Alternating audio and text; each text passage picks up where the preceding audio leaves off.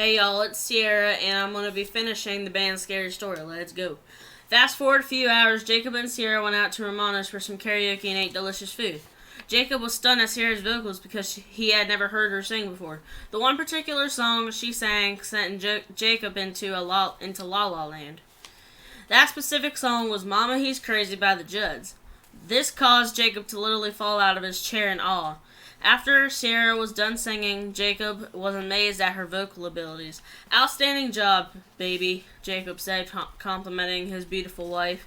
"Thanks, why don't you get up there and sing?" Sierra asked. "No, I'm too scared and I'm not really that good," Jacob said. "Sure you are. I'll go up with you," Sierra suggested. "Yeah, that's a good idea," Jacob agreed. Just go tell Jeff that you want to sing and he'll put you in the rotation. When he calls you, that's when you go up and sing," Sierra said, instructed.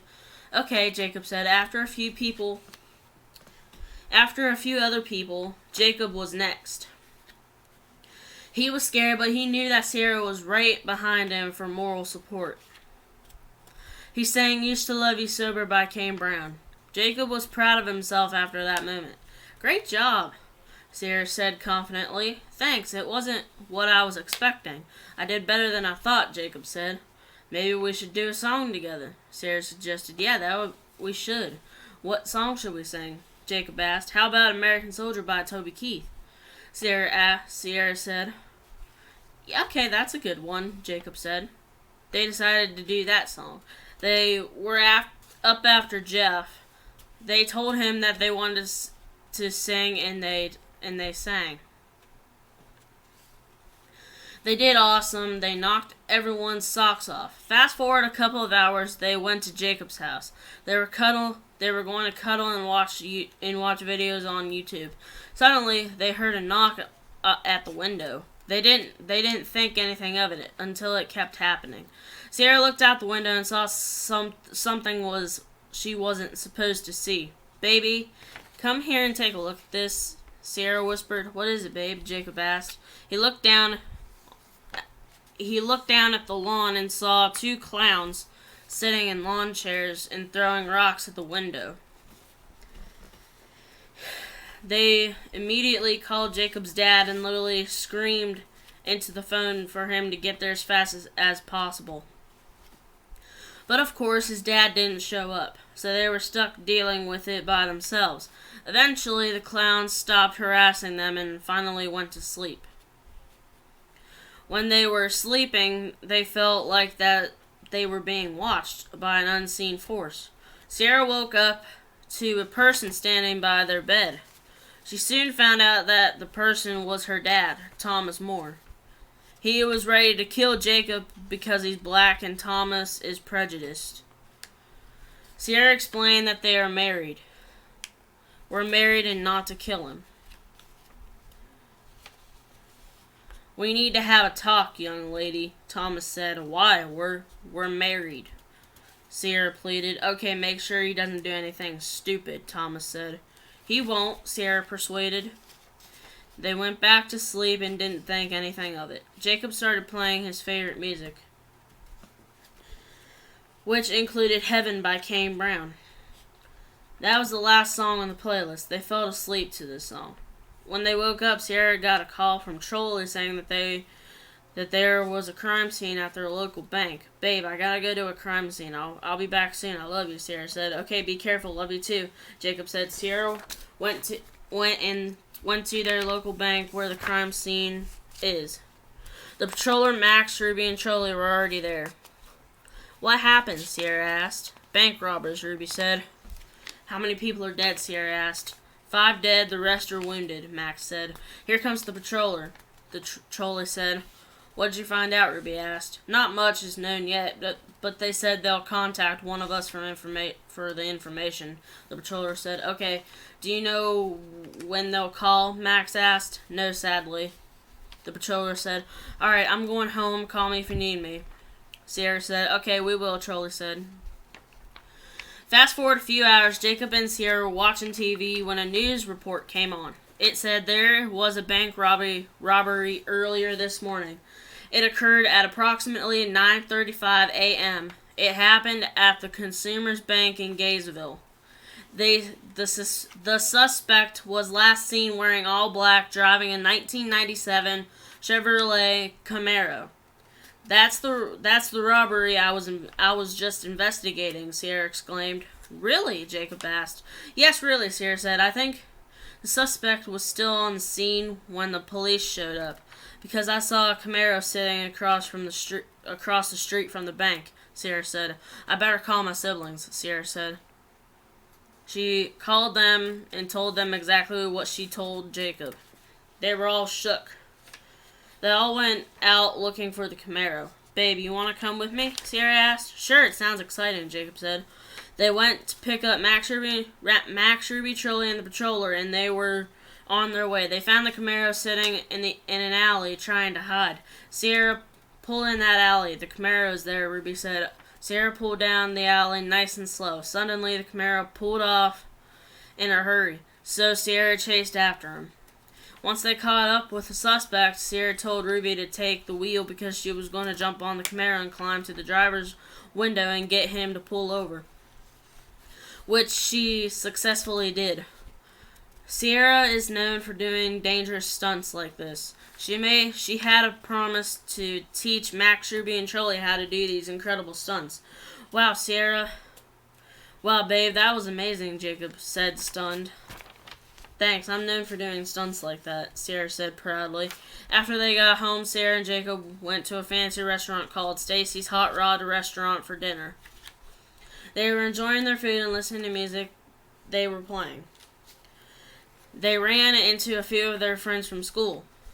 Their names are LaShawn Jeffers, Dylan Walters, Derek Rogers, Aubrey Radka, Ember Davenport, and Caleb Bethel. They weren't expecting to see them that night. They had dinner with each other and had a great time together. After they got home, Jacob and Sierra watched TV for a while. They were enjoying a movie called Soul Plane until they heard a knock at the front door. Jacob went to answer the door, but Sierra told him not to.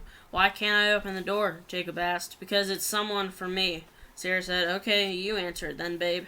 Jacob replied. Sierra walked to the door and answered and was met with a tall black man who was looking for her. Excuse me, ma'am. Is Sierra Moore here by any chance? The black man said. I'm Sierra Moore, Sierra replied. I have a letter for you, the black man said.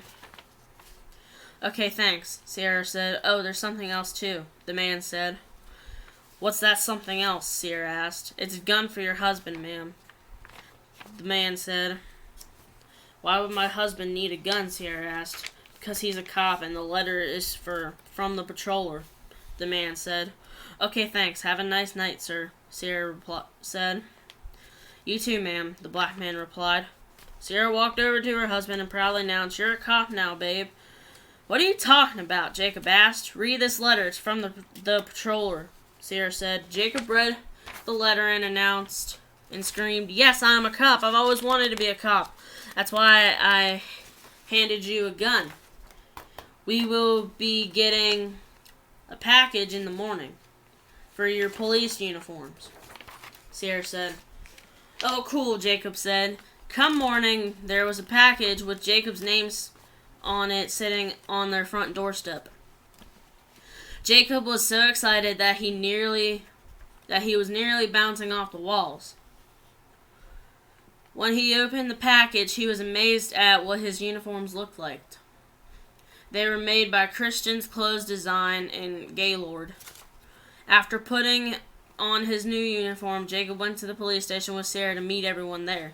Sarah was showing Jacob around, and they got their new route they were going to travel on. After the police station, they went to Wendy's to eat. They ran into the band and they ate together. Sarah hasn't talked to the band since she started dating Jacob. The band was starting to worry about Sarah because she hadn't talked to them for 3 months. After they ate, they went back to Jacob's house. Jacob and Sierra took a nap. After their nap, they heard a loud thud at the living room window. At first, they didn't think of anything of it until it kept happening. They soon looked out the front door and saw Brent making the thud noises. They told Brent to get lost, but of course he didn't. He's jealous of Sierra because she married Jacob. She always was his fantasy. A few hours later he left, but he came back with a shotgun. He was going to kill Jacob. Sierra saved her husband by kissing Brent on the lips. That sealed the deal. Fast forward a few days, Jacob and Sierra got a divorce. Sierra then started dating Brent. After 9 months, Sierra and Brent got married. Brent was now the happiest man alive. Brent's sister, Kiara, she was one of Sierra's bridesmaids. The other 3 bridesmaids were Ruby, Haley, and Kelly. Brent's best men were Max Trolley, the patroller, and his best friend, LaShawn Jeffers. After the wedding, they partied harder than they have ever partied in their lives. After the reception, Brent and Sierra went to the store to get some food. Then they were on their way home. They got pulled over by the patroller because he didn't recognize the car until he got to the window. "Oh, sorry, Sierra, I didn't recognize this car. Sorry, I missed the wedding," the patroller said. "That's okay. Maybe we will all get together tomorrow and throw another big party," Sierra said. "That sounds like a plan. See you tomorrow," the patroller replied. The next day finally came around. The party was going to be held at Brent and Sierra's new house in Gaylord. The party is going to be big. They're inviting their whole families, plus the whole band at the party. Sierra was approached by a guy she didn't know. The guy thought she was attractive. They started talking for a little bit. Soon they exchanged names. "My name is Ray," he said quietly. "My name is Sierra," she said nervously. Ray soon recognized Sierra from the band. "Hey, you're from the musical house band, right?" Ray asked. "Yeah, I'm the lead singer," Sierra replied. "I thought so. That's why you look so familiar," Ray said. Soon after Ray said that sentence, Brent popped out of nowhere. "Why are you talking to my wife?" Brent asked. "Please get away from her or we will have problems." Where was I? Okay. "Because she is very pretty," Ray spoke. "I know she is, but she is my wife. Please get away from her or we will have problems," Brent said in the nicest voice possible. "Okay, bye, beautiful," Ray said.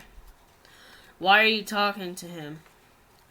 "Because I was," Sierra said humorously. "This is not funny, babe," Brent said in the most serious voice possible. "I'm sorry, he came up to me." Sierra said, "I don't care. You were married to me. He shouldn't have walked up to you like that," Brent said, concerned. "Babe, I'm sorry."